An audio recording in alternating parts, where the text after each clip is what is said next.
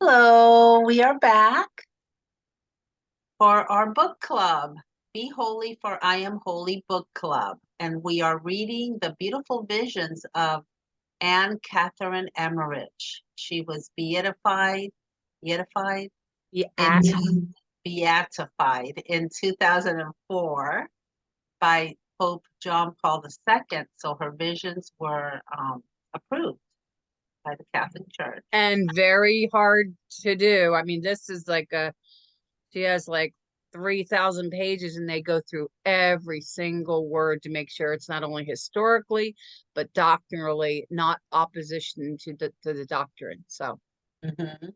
she's But proof. then also, guys, remember that different mystics see the visions that they see a little bit different. So if they don't match, if her visions don't match, like a Greta and all the other ones, it's because everyone has a different way of Perspective.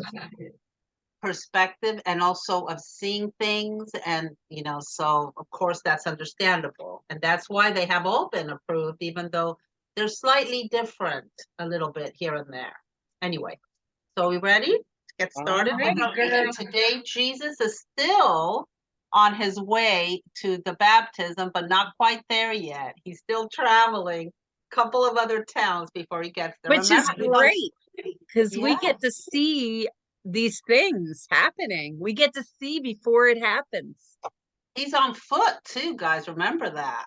So everything's very slow and relaxed and Plotting.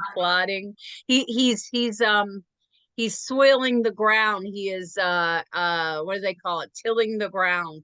yeah, Telling people, go to John, get baptized. He keeps telling people, go to John, go to John. yeah, yeah.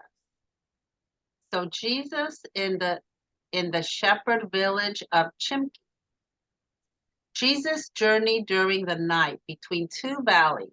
I saw him sometimes conversing with his followers, then again falling behind and praying on his knees. His knees. Oh, they put it together. It looked like one word. I know. Behind and praying on his knees to his father, after which he again rejoined them. On the following afternoon, I saw him arrive at a shepherd village whose houses lay scattered here and there. It possessed a school, but no resident priest. The people were attended by one from a distance. When Jesus arrived, the school was closed. He assembled the shepherds in an apartment of the inn and there instructed them. As the Sabbath was approaching, there came the evening several priests of the sect of the Pharisees, some of them from Nazareth. Jesus spoke of baptism and the near advent of the Messiah. The Pharisees were very hostile toward him. They spoke of his humble origin and tried to make little of him. Jesus slept here that night.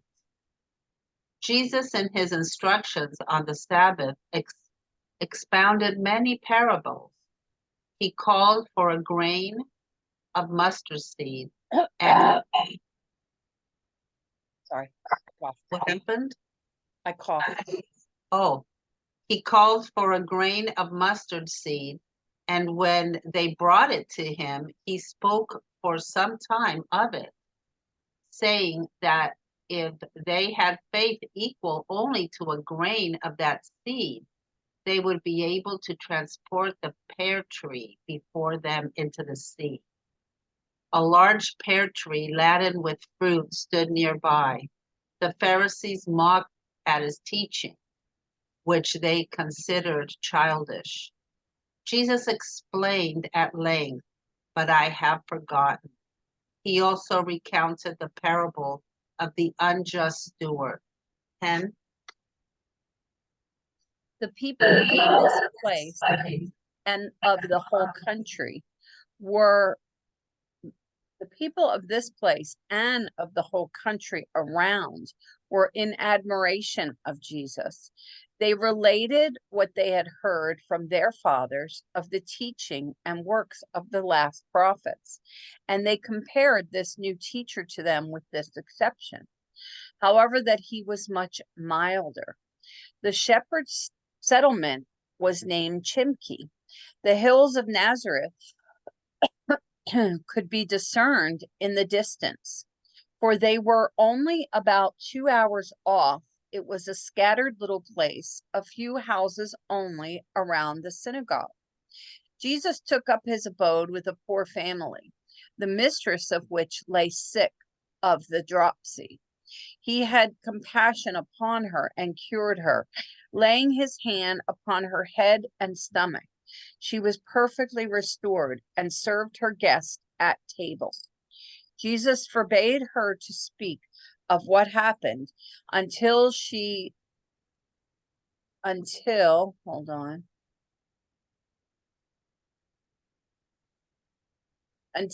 should have returned from baptism. Whereupon she asked why she might not tell it to everywhere. Jesus answered, "If thou wilt publish it everywhere, thou shalt become dumb." And she did become dumb and remained so until after his return from baptism. I know, right? At this time, it may have been about 14 days until then, for at Bethulia or Jezreel, he had spoken of 3 weeks. Jesus taught 3 days in the synagogue of this place. The Pharisees were greatly incensed against him. He spoke of the coming of the Messiah, saying, "Ye are expecting him to appear surrounded by worldly glory, but he has already come, and he will make his appearance as a poor man. He will teach truth. He will get more blame than praise, for he wills justice. But separate not from him, that ye may not be lost. Be ye not like those children of Noah, who mocked him when he so laboriously built the ark that was to save them from the flood. All they that derided not went into the ark and were saved. Then, turning to his disciples, he addressed them, saying, Separate not from me like Lot from Abraham when seeking more fertile regions. He went to Sodom and Gomorrah and looked not around after the glory of the world, which fire from heaven shall destroy, that ye may not be turned into pillars of salt. Remain with me under every trial. I will always help you, etc. The Pharisees, still more irritated, exclaimed, What is this that he promises them, seeing that he has nothing himself? Then turning to him, they asked, Art thou not from Nazareth, the son of Joseph and Mary?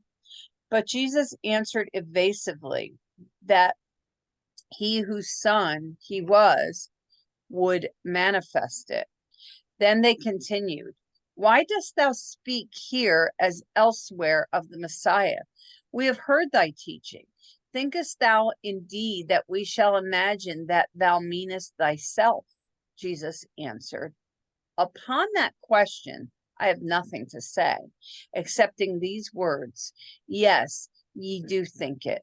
The excitement in the synagogue became great. The Pharisees extinguished the lights, while Jesus and his disciples, although it was night, left the place and journeyed some distance along the high road. I saw them sleeping under a tree. You don't want to continue the other 5, Jesus in the shepherd village near Nazareth? Because it's so short.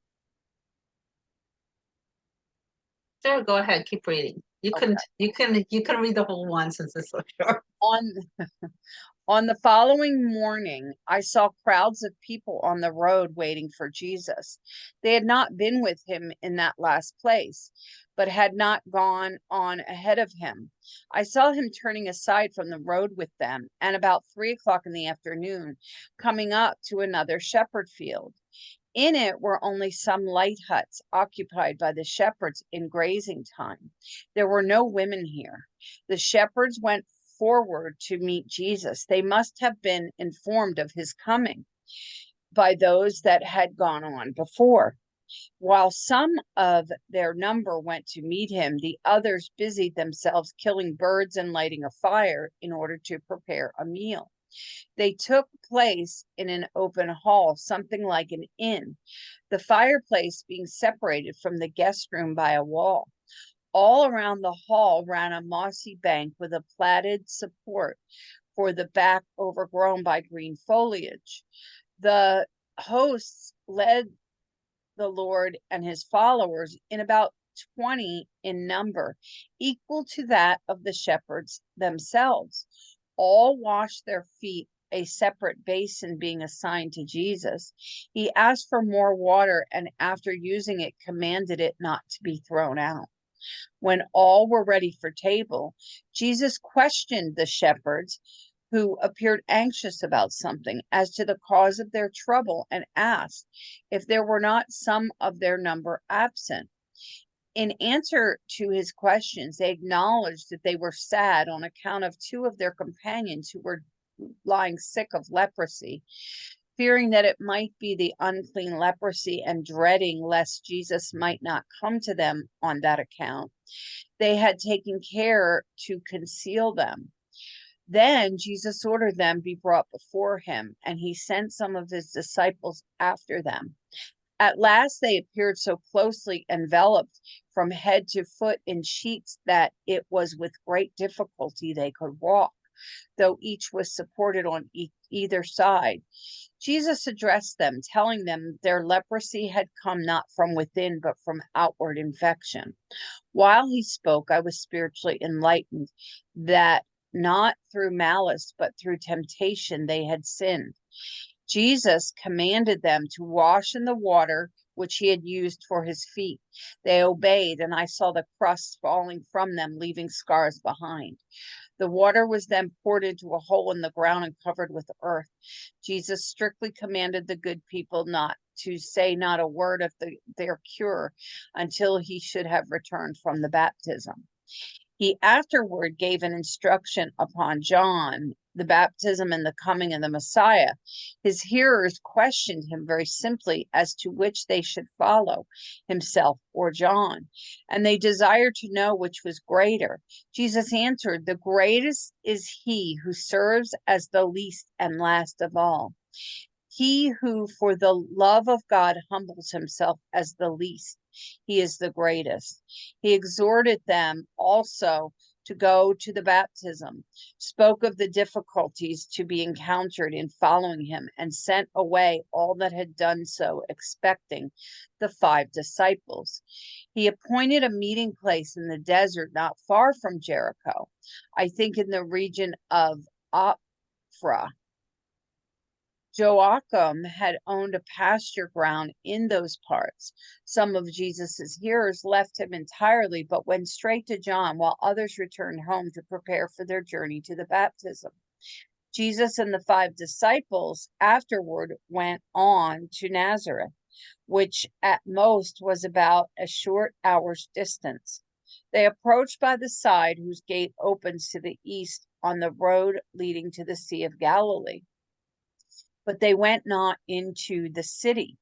Nazareth had 5 gates, a little less than a quarter of an hour's distance from the city. Rose a mountain from whose steep summit they often hurled people, and whence at later period they wanted to cast Jesus. At the foot of this mountain lay some huts. Jesus directed the 5 disciples to seek lodgings in them, as he did himself. They were supplied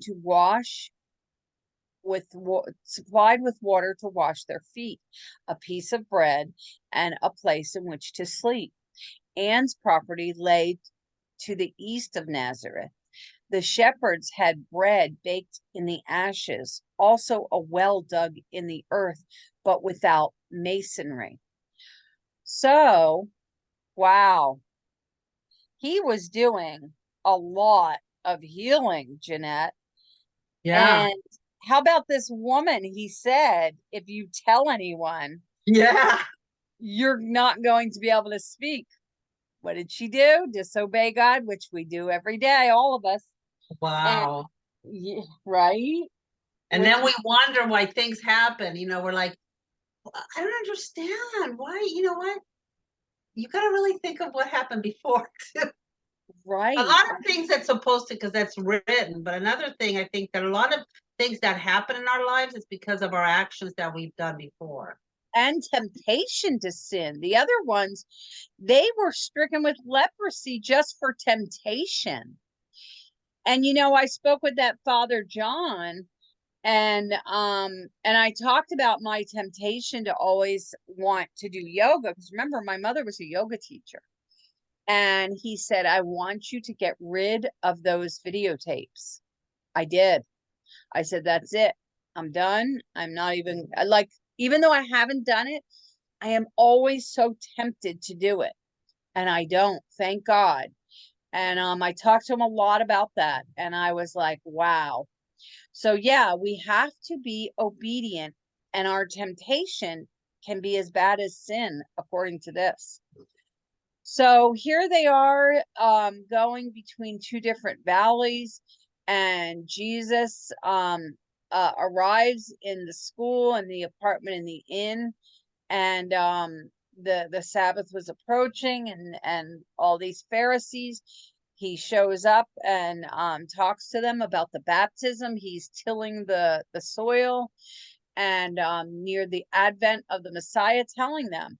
And the Pharisees were hostile. They were just jealous, and they're like, well, aren't you like Joseph, like son of Jesus, or son of Joseph and Mary? Aren't you Jesus? Come on. But Jesus said, you need the grain of a mustard seed.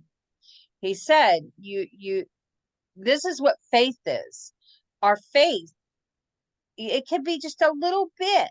And then all we have to do is read the word of God every day, and it will grow. It's like watering. That's what the liturgy is for, to help us grow our faith. We don't just say, oh, I'm saved by the blood of Jesus, all that Protestant stuff. No, it's nice that they have services and that they study, but you But need I to. mean, I say that too. Like if I have It's something like fine, going but you on, don't the just blood do of that. Jesus. Yeah, But you don't yeah. just do that. You don't just Oh, I say, I'm know, but I'm saved. just saying that there's nothing wrong with saying that, because But I there say that is. myself. But there is, when you say that and then you don't follow holiness.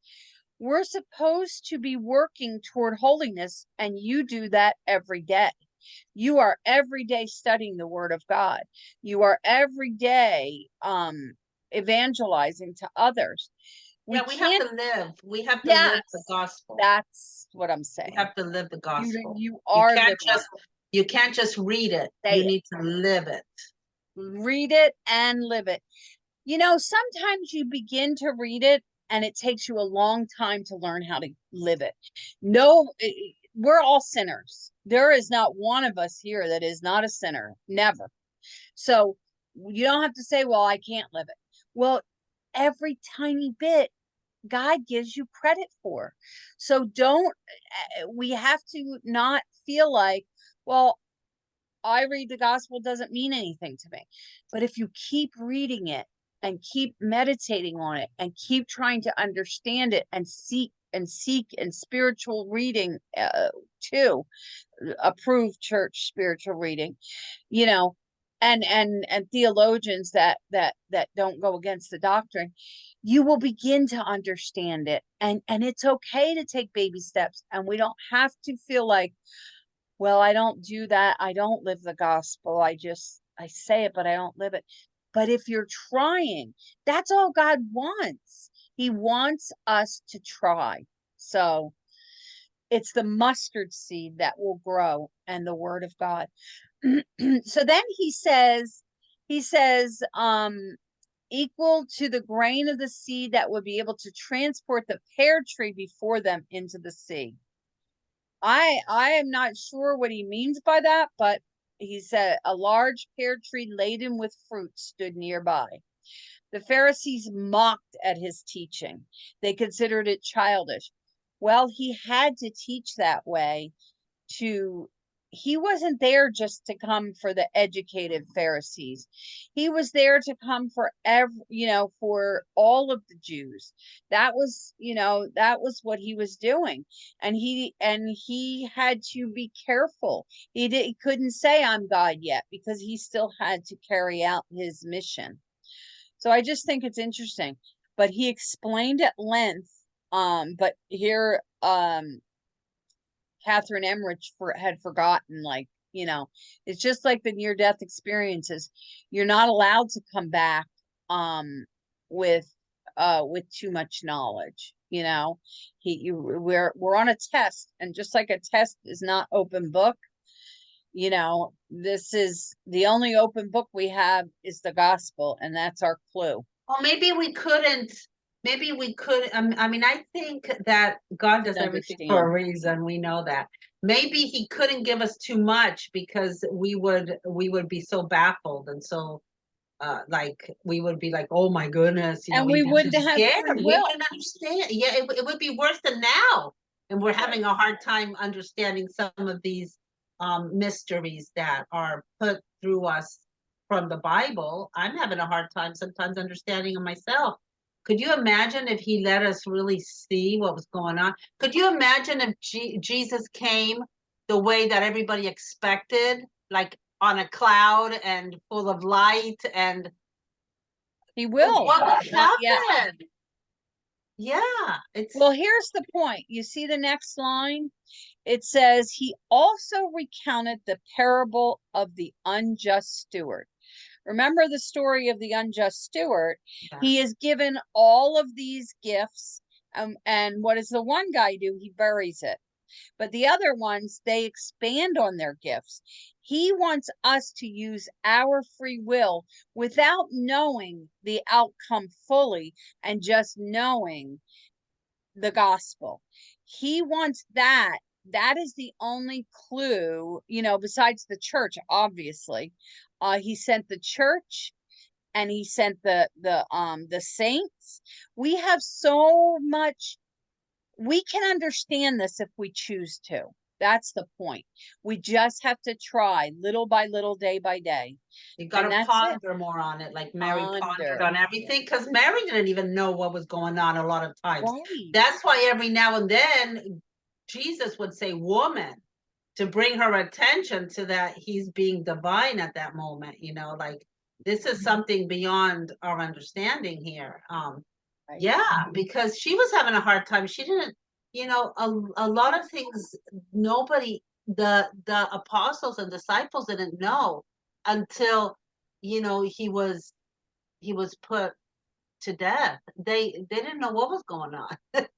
Sometimes a good leader has to lead people through actions rather than words and telling them, because even though he did the transfiguration and he allowed them to see his glory to help them be strengthened, he couldn't reveal all, because if he revealed all, they wouldn't have been able to understand. Like you said, it was beyond, it would be too baffling. So anyway, so the people of this place, the whole country, were admiring him, and they related from what they heard from their fathers. Remember, the Jews knew the Torah, they knew the readings, they understood from the prophets that this man was coming, and Jesus was saying all the right things.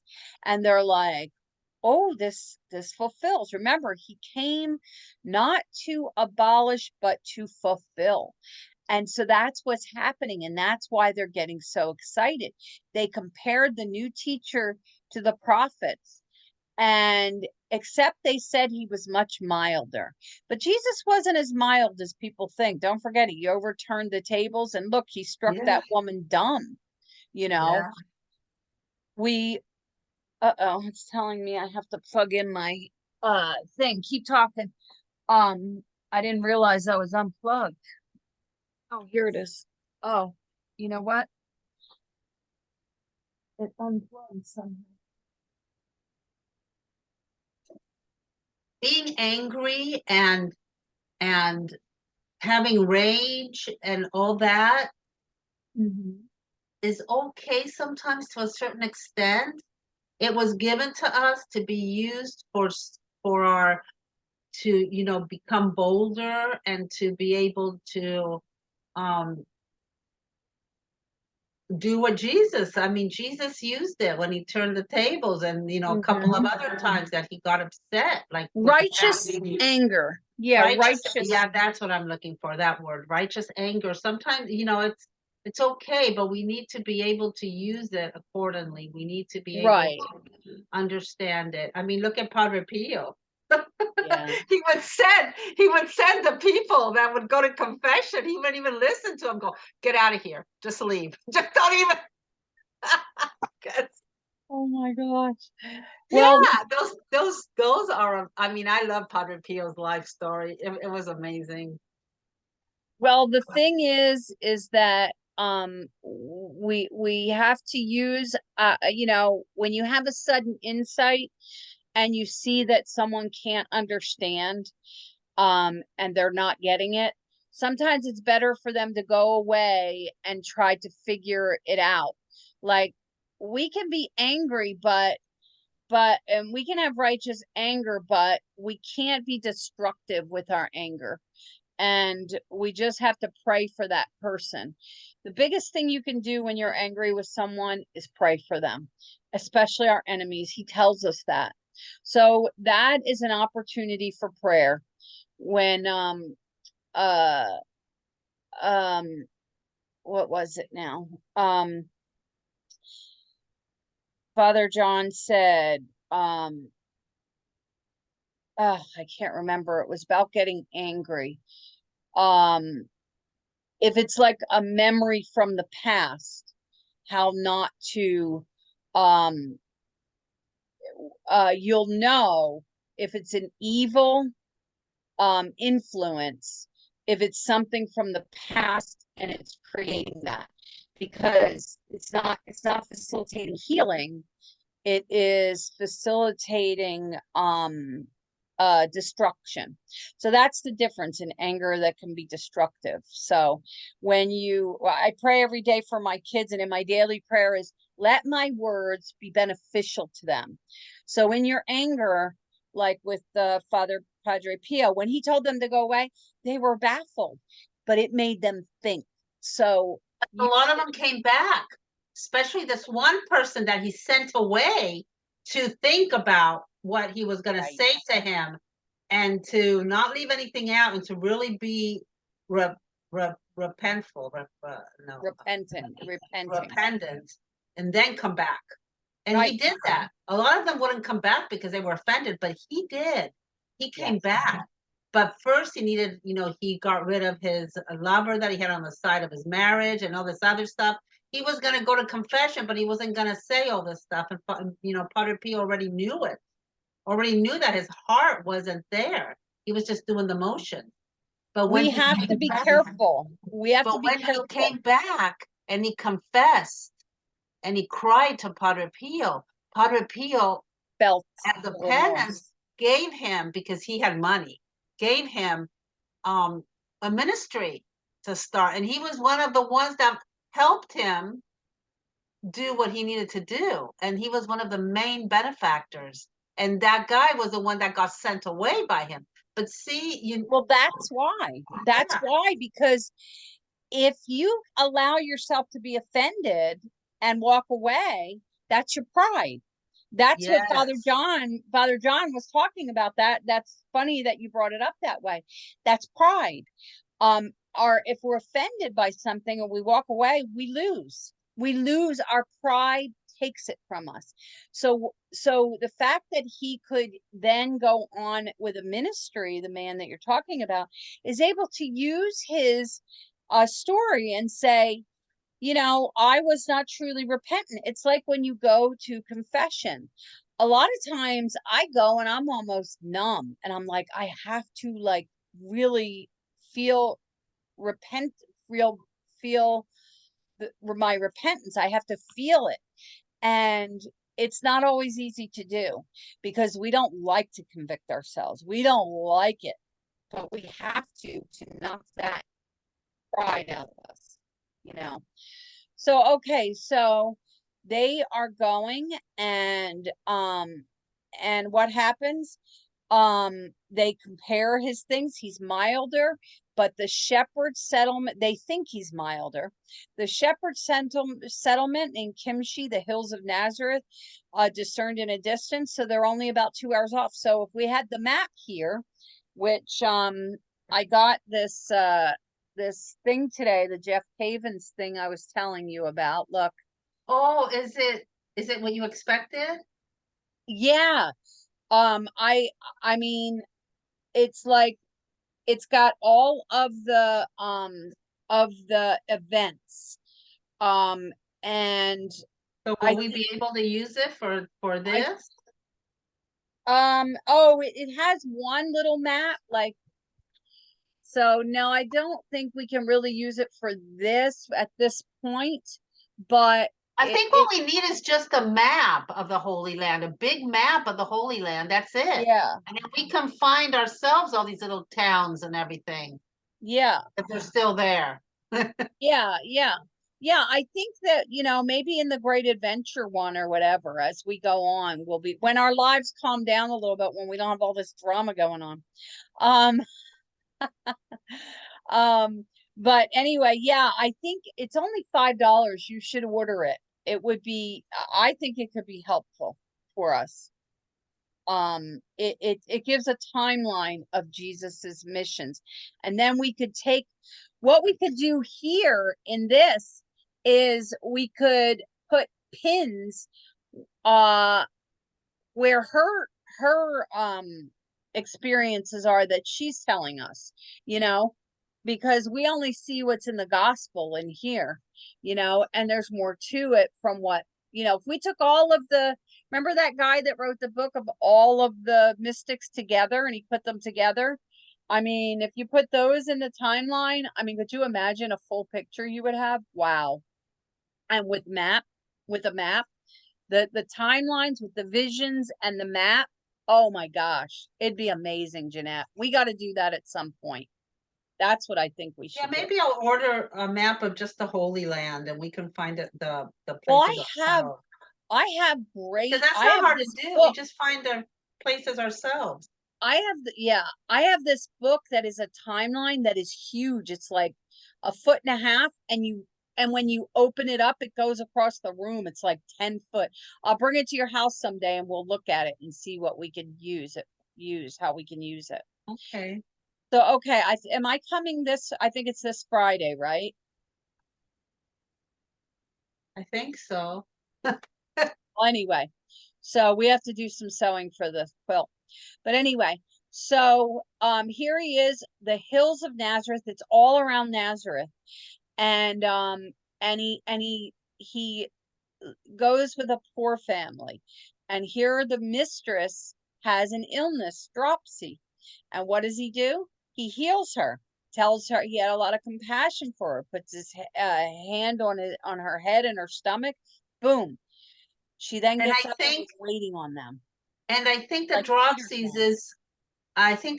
is when you have like swelling, like really, really big swelling of like your legs and your arms and stuff, and you can't walk right. Is that what it is? Yeah. I forgot what dropsy was in those days. Yeah. Well, yeah, they may have, who knows, with the way they used words back then were different. I'll have to look it up. But the point was she couldn't get up and walk. So, that's what they're saying here. She's using that word dropsy. But to her, dropsy was a condition because but the 1800s. It was also used another time in the Bible. Yeah, but look, what they're saying is, this is, remember, she's using a word from the 1800s. Yes, it is swelling, and your feet are like, you can't bend your foot right and walk because you're so swollen that if you ever go into a nursing home and you see it. But anyway, the point is, it doesn't really matter what her condition was. That's not what we're talking about. The point is, she got up immediately. Okay. And what does she do? She starts waiting on them immediately. So if we're talking fluids, it's, in her feet where her, her her limbs are swollen, immediately she's able to get up and wait on them. So, but Jesus told her, look, just like he told the other men, do not tell anyone, because he didn't want it known yet. What does she do? And he tells her, you will be struck dumb. And what happens? She runs and tells people, and then she can't talk. So, but he's kind. He gives it a time limited until he comes back. And then she tries to figure out whether it's 3 weeks or 14 days. And that's kind of like what happened to Zachariah, Zachary, Elizabeth's husband. With When Isaiah. he was unbelieving of what was going to happen, Yeah. he became mute. Isaiah, right? The father, right? His name was, no, not Isaac. I think it No, was Isaac. No, it was Right? I just said it. I just Elizabeth and Zachary. Yeah, but the son, wasn't it the son? The son was John the Baptist. Oh, right. But who was the other one that he was laughing? Oh, Abraham. Sarah was laughing, but Sarah didn't get struck or anything. But the name Isaac means laughter. Yeah, but I'm gonna have a kid. I'm 90 years old. Yeah, but he couldn't speak until the child or whatever. Remember, wasn't that Elizabeth's husband, Zachary? Yeah, but there was something about the laughter. He couldn't talk or whatever. No, that was Abraham. That's what I'm saying. Laughter. No, but anyway, no. But I thought the same thing. He couldn't speak. No. No, he spoke. Okay, I thought he couldn't speak until after the child was named or something. Yeah, that was Zachary. That was okay. I guess for some reason. Because after he said that his name was going to be John, then he was able to speak. Yeah, okay, yeah. So that was him. But why do I keep thinking Abraham with Isaac? I don't know. But for some reason I always get those two together. I looked up what struck dumb means in the Bible, because you can't talk. To me, being struck dumb, it could be not only talking, but it could be like you're dazed and confused. But it does. It says the silence produced by the weight of God's judgment, meaning that you become silent. Used either as expressing the physical condition of speechlessness, generally associated with deafness, or figuratively as meaning the silence produced by weight of God's judgment. Yeah, when they say dumb, deaf, calamity. When they say dumb, deaf, and blind, that just means they can't talk, Okay. And a lot of it is because they can't hear, they can't talk. So that's why they, the term dumb, deaf, and blind, that's what it means. But anyway, the point is that he told her, don't do it.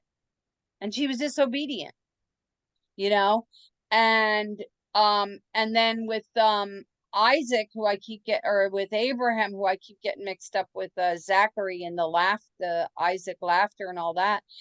The point is there that with Zachary, he was struck dumb. He couldn't speak because God doesn't want us to speak if we're not going to listen to him and be obedient.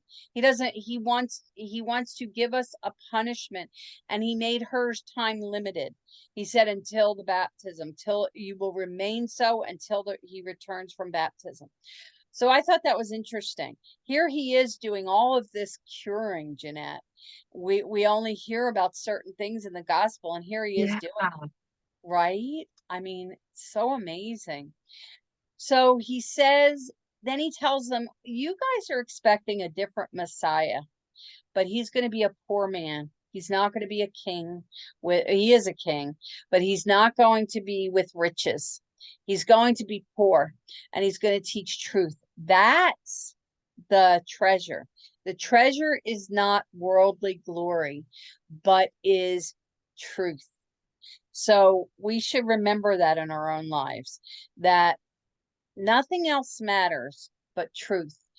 People And can have all and how easy it is to lie. How easy, and how many times do we lie? Yep. Without thinking about it. Like everybody does it. Yeah. But be inauthentic. When we are inauthentic, it's the same thing as lying. When we are keeping things from someone and not being honest and truthful, and material things are wonderful, but we have to use them for the glory of God, and that's what it's about. And so he's telling them, he's not coming as this worldly glory. He's coming. He will get more blame than praise, but he wills justice. Justice. People that take advantage of other people, like the rich that steal from the poor, like these politicians and all that. They're enriching themselves, but what they're doing is just wrong, and it is going against their eternal life. And that's the part where he's telling people, you got to be honest and truthful, not take advantage of people. He says, but separate not from him, that they may not be lost. Be ye not like those children of Noah who mocked him when he so laboriously built the ark to save them from the flood. Instead of laughing, he's telling them, have faith, the mustard seed, have faith, and look for truth, not for, for riches. That's what he's saying. So he says, separate not from me like Lot from Abraham. Jeanette, what's he saying there? Separate not from me like Lot. Remember, they had to separate because they both wanted their own, and Lot was a bad influence. So I think God wanted them separated. But can you give us a little more? He went to Sodom and Gomorrah. Can you give us a little more understanding there? Well, yeah, with Lot and Abraham, Abraham was always trying to help Lot the whole time. That's why he went back to get him and his family from Sodom and Gomorrah, so that they wouldn't die. And it was hard for Lot to do that, to give in and to go with him. But Abraham was very good, and he gave Lot always the first choice for everything. So when they had to find their land, and they had to divide it up between two, he gave Lot the opportunity to pick which one he wanted. Did he want, I don't know, it was north, south, or east or west? He gave him the more fertile regions. Yes, so of course he picked the best region and everything. So they were separated, but at the same time they were working together, and they were in union, So right. I don't know. I think that's so. Yeah, no, that's good. I don't know. And look not after the glory of the world, which fire from heaven shall destroy.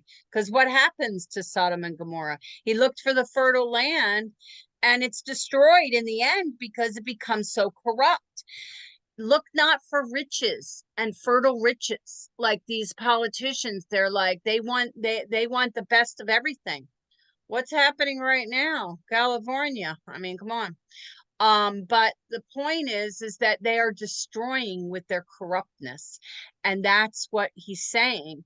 And the fire from heaven shall destroy, and ye may not be turned to pillars of salt. He's telling them, don't go after riches, go after truth. Remain with me under every trial. He means trust me. He's saying, I am Jesus. Trust. And if he says don't look, and if he says don't look Don't look back, back. you don't look back, because you become a statue of salt. Right.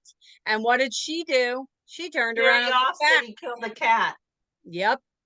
And she turned to salt because she turned, Lot's wife turned and looked back, right? Wasn't it Lot's Yep. wife? Yep. Yeah. She looked back. Mm-hmm. So he's saying, remain with me under every trial. I will always help you. It may not be what you want. We can pray for things and keep asking. But if sometimes he knows it is to our detriment, he will say no. Not because he doesn't want to answer your prayer, but because he knows the repercussions that you don't know. So Your prayer does get answered, guys. Your prayer does get answered. I sometimes doubted that. Sometimes I doubted that. And let me tell you, I have prayed for the same thing every single day for 4 years. The same thing every single day for 4 years. And there was no way that in my heart I thought it could actually happen. And but you were faithful in your prayer. And it did. Yeah. And I'm like, wow, you were faithful Lord. in your prayer.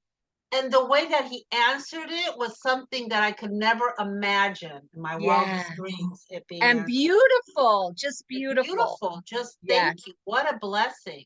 Yeah. And yeah, so I can definitely say that I will never forget that lesson. That's right. So pray.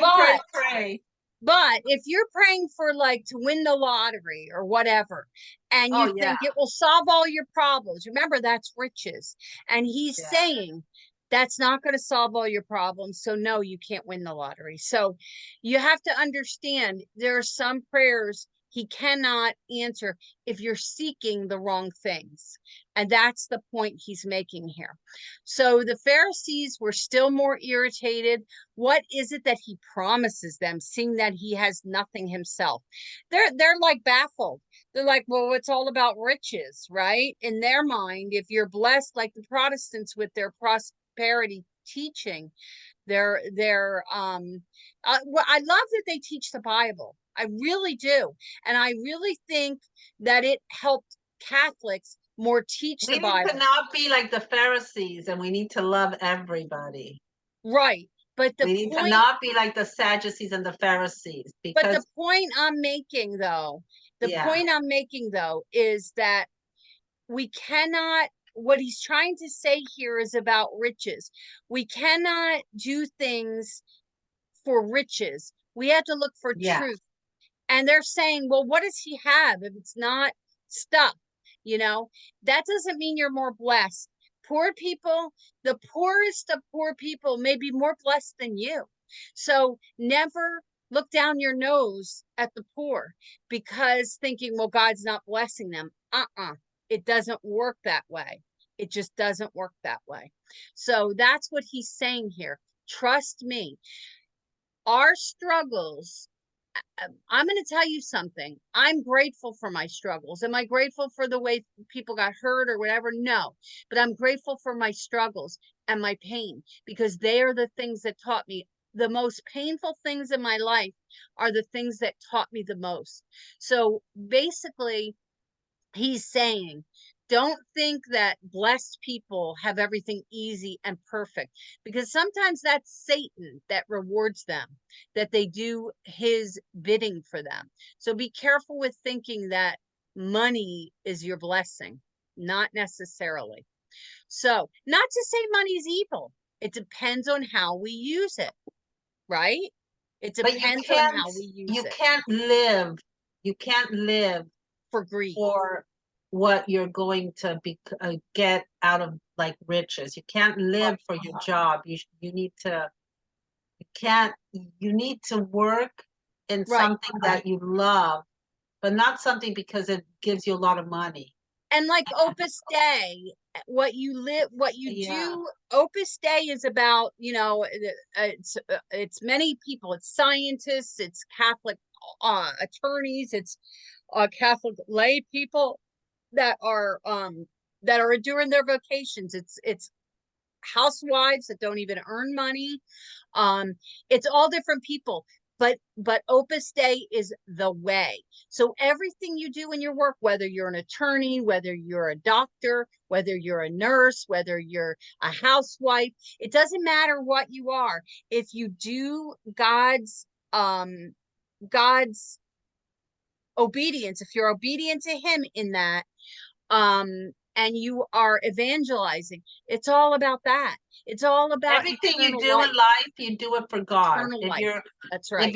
If you're cleaning a window, you think, okay, this is God's window I'm cleaning. So you do the best. Yep. The best and out of love of your heart. Yeah, and Mother Teresa said it. So look, that's what he's talking about here, you know. And then they're turning and they're saying, well, what's he giving them? What's he giving them? He has nothing. He aren't you from Nazareth? Aren't you the son of Joseph and Mary? You're nobody.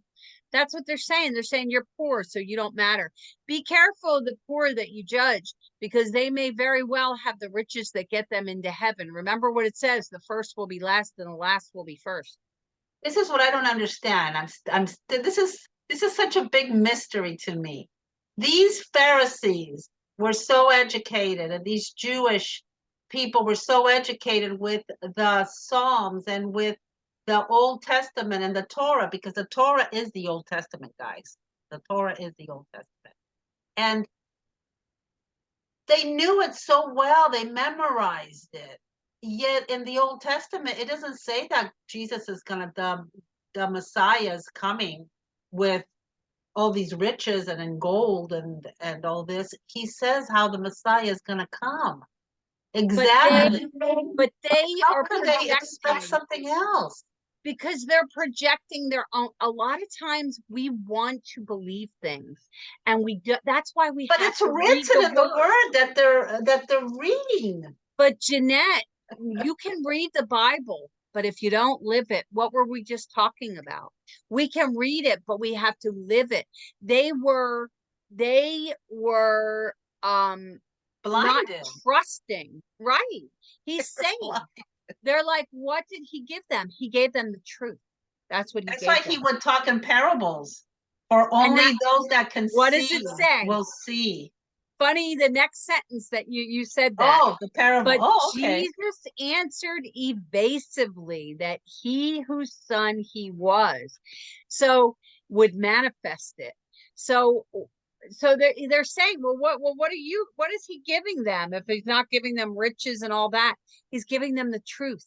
That is the value, guys. It's the truth.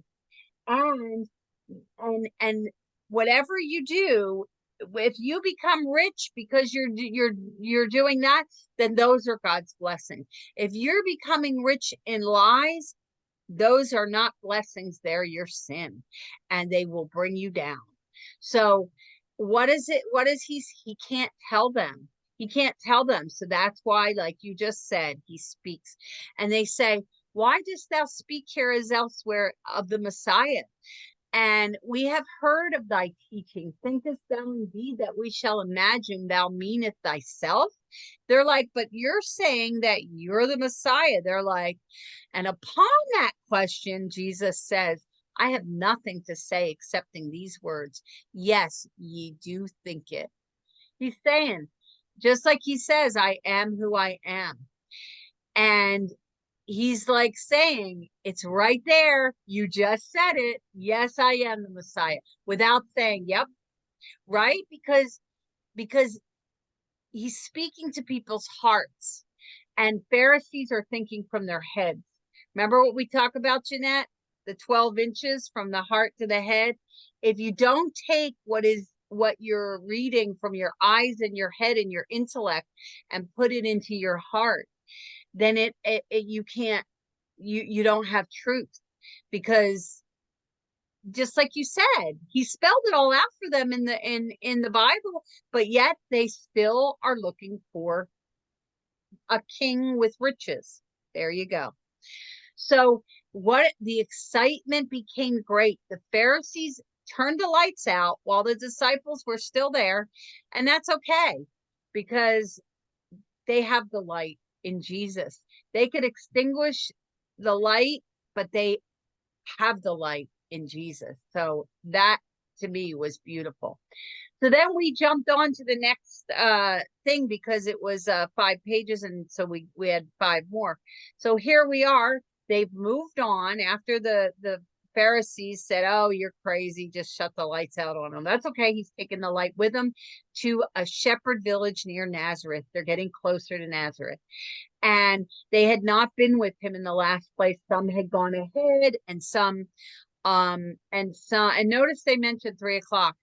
And they noticed some of the light huts are occupied in grazing time. There were no women there. The shepherds came forth to meet Jesus. They had been informed of his coming, and some had gone before, while some went to meet him. Others were getting a meal ready, preparing for them. And they took an open hall, and they got ready to in the guest room. And I love the description, the foliage and all, you know how we love that. It always reminds me of your house, how beautiful, you know, with all your wood and foliage all around that you always don't appreciate, but reminds me of my grandmom's. But it's full of love. It's full of love. Anyway, so they wash their feet, because that's what they do after a long thing. They would wash their feet, and Jesus says, "Don't throw that water out." Because he knows, remember, he sees everything way ahead, just like our guardian angel. Just like our guardian angels, they see way ahead. They don't know everything, but they see way ahead. He sees ahead that he's going to have to heal these people. And this reminds me of when he was a baby. Remember when he was a baby, the thieves' wife that they stayed when they were whose wife was it again? It was the thieves wife, yes. That they were staying Yes. when they were running from Herod. Yes. They were looking for a place to stay, and they stayed at a guy's house that was a thief. Yes. And they were kind of frightened to stay there, but they did. They had faith, and they stayed there. But the wife's child was very sick, had leprosy. Yes. And and she said, oh, and she believed that Mary and Joseph and Jesus was the Messiah. She believed in her heart. She had faith, even though she didn't know the whole story. And she says, "Can I have your son Jesus's bath water so I can bathe my child that's sick in it, so that he will be healed?" And Mary gave it to her. And he bathed, and she bathed him in the water, and he was healed instantly of leprosy. And who does he turn out to be, Jeanette? The one that, the good thief that asked Jesus on the cross. Yeah. Will you let me into paradise? But he says, "You will be in paradise with me." Yep. So that, yes, that was the exact same. That's what I love about the Bible, is all of the, like here we're talking about Abraham and Isaac, and then Zechariah and Elizabeth and John. I mean, I love all the ripple effect, you know. All the parallels, all the parallels and the ripples and I love it all. So anyway, well, the more you get into the Bible, the more you read, the more exciting and fun and just so inspiring. If you really because you remember. I mean, for me to remember something, guys, let me tell you, it's really hard. But it has meaning. But after you read and you read and you ponder the same reading so many times, you get different things out of it. Start to get the layers. And you remember the main things, which is good. Yeah, you get the layers of it, and it's just it's you because you're putting yourself there. Yeah, and then you can share it, like we're sharing it, and you become doing what Jesus said. Jesus said, "Spread my word." What are we doing right now, Han? We're talking to each other. We're having a good conversation. We're studying ourselves as we're sharing. And we are putting ourselves in that seen. And then what happens when we evangelize? We are being a part of it. This is why Jeff Caven says this family story is not just some story. This is your family history, and you are a part of it. And what we're doing here, we're a part of it. And you listening are a part of it, because then you're going to go out and talk to people and put your little spin on it. So it's exciting. It's exciting. Each of us, like Jeanette will see things that I don't see because she's studied more. She's very detailed. She'll remember fine details I don't. And then it helps me because of her remembering something. And then I help her see big pictures. So we help each other. So you're going to get something a little bit different, and then you're going to add your insight to teach your family and your friends. I'm telling you, I just love, that's how we become part of the family story, as Jeff Caven says. So what happens? He said, don't throw the water out. And they know he knows they're anxious about something. Well, two of them are not there because they're sick. They have leprosy. And he says they were hiding because back then being sick was a shameful thing. Today we're not as much like that, except with mental health we are. But people get blamed for their sicknesses, and still some people get blamed for their physical diabetics. They say, well, if you didn't do this and if you didn't do that, you wouldn't become diabetic, that kind of stuff. But what does he do? He says, no, bring them to me. So it's not easy. Just like with dropsy, how their foot goes down from the swelling, they can't walk. They need people beside them. Leprosy, they're so weak and all that. And they had difficulty walking. But Jesus says, go get them. And he tells them it's not from within. So, but he says it's from outward infection. He's saying it's your temptation, he says. And when he spoke, I was spiritually enlightened. That is Catherine Emmerich. She's saying this made her realize it wasn't through malice, but through temptation that they had sinned. So Jesus didn't say this, but she realized what he was intimating here. And he was saying it was their temptation. It wasn't from without. It wasn't from within, it was from without.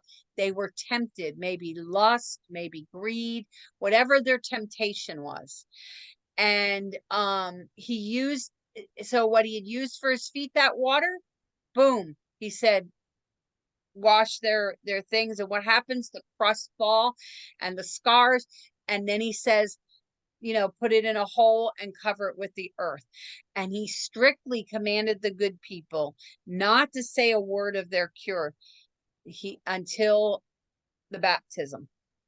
So when he touches water, when Jesus touches water, he makes it holy. So could you imagine at the baptism when he was submerged in the water? Yes. How holy that water was. So that was another reason why he was baptized. It wasn't just because he says, no, you need to baptize me, but it was also for that. It was also so he can be part of the ceremony of the baptism. He was making that water holy. Yes, beautiful, beautiful.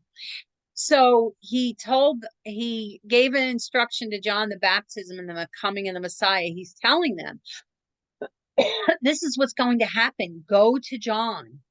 And they're like, should we follow himself or John? They're like, wait a minute, should I follow John or himself? And what does John say?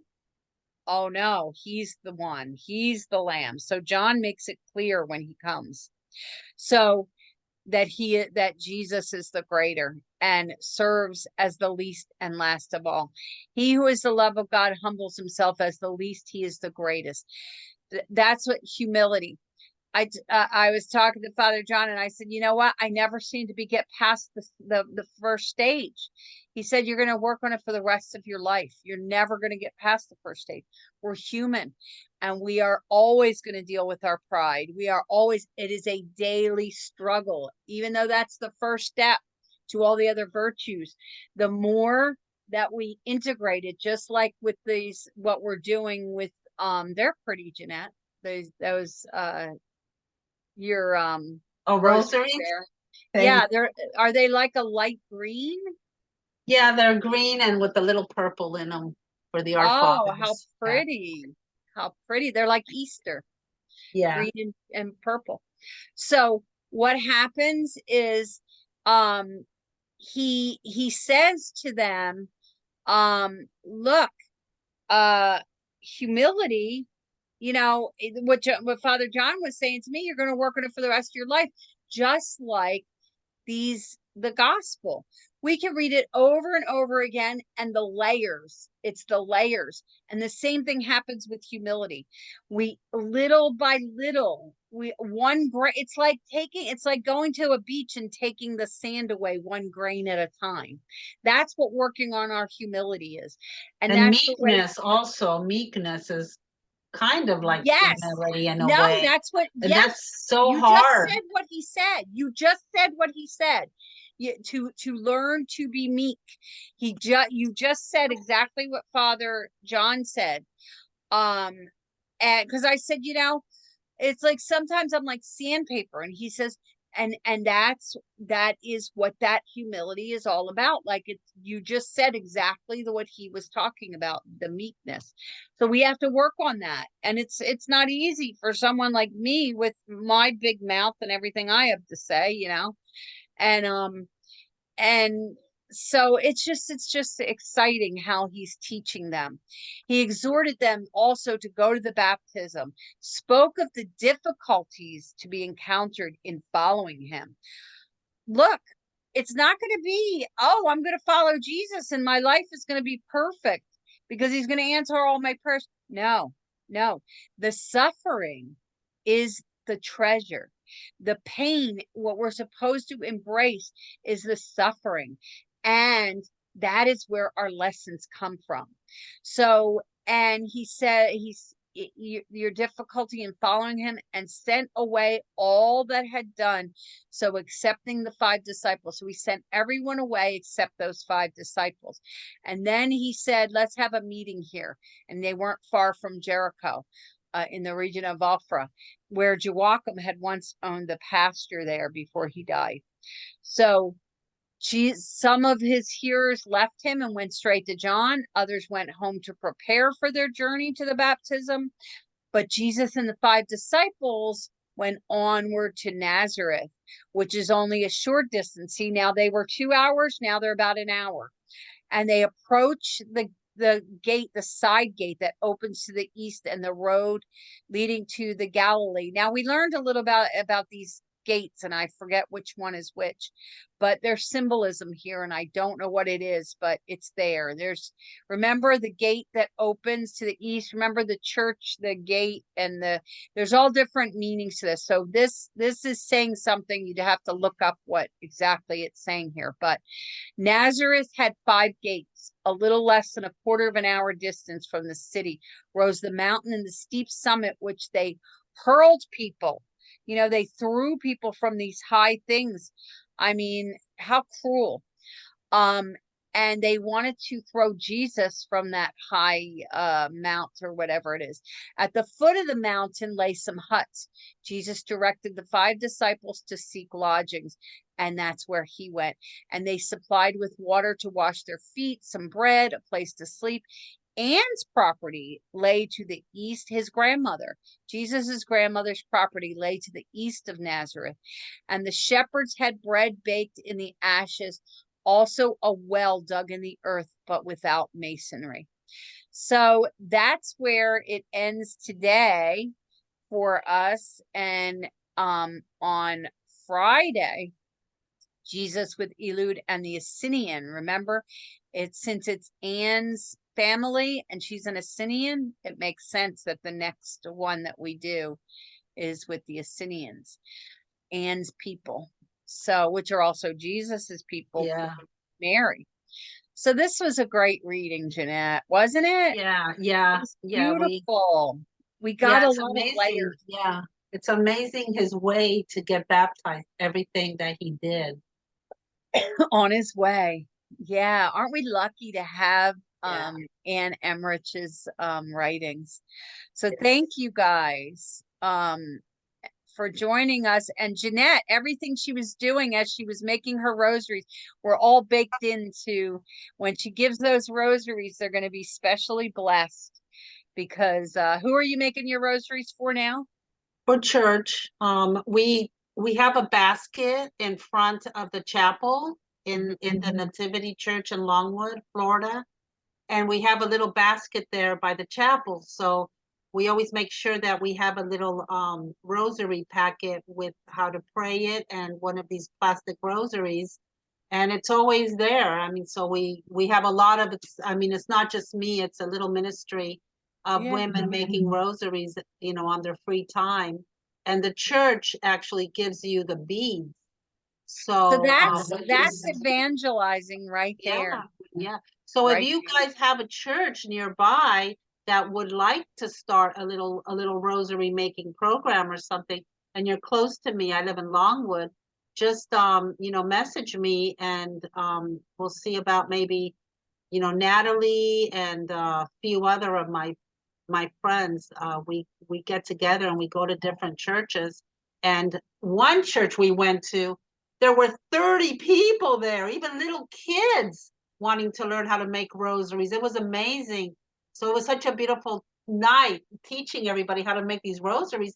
And they later on kept making them because after we leave that ministry there and they make rosaries and they're great. They're great. Yeah, that is such a beauty. So if you don't have that at your church, Jeanette and Natalie, they can help facilitate with you and help you to start that.